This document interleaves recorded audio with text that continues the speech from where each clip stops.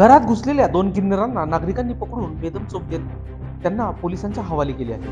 Gel road परिसरात बनावट किन्नरांचा सुळसुळाट झाला आहे. काही दिवसांपूर्वी साहेबबाज संकुल येथे 2 बनावट किन्नरांचा भांडाफोड करण्यात आला होता.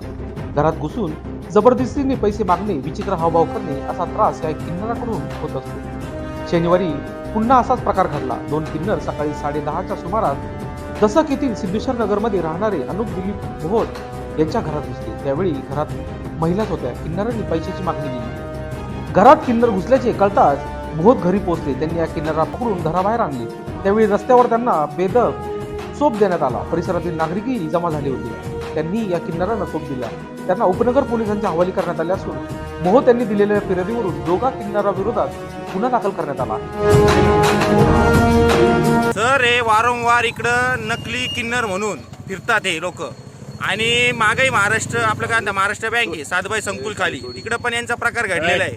आता हे घरात लेडीज असताना हे डायरेक्ट घरात घुसले आणि पैशाची मागणी करत होते. घरच्यांनी 2-5 रुपये दिले पण का जाऊ द्या बा, म्हातारा किन्नर आहे नाही का.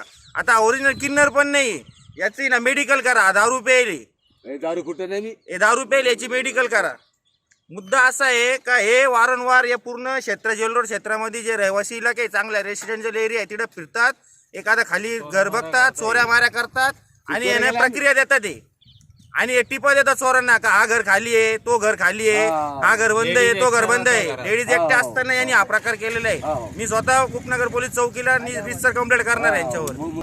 लोकशास्त्र न्यूजसाठी बंटी आढाव, नाशिक रोड.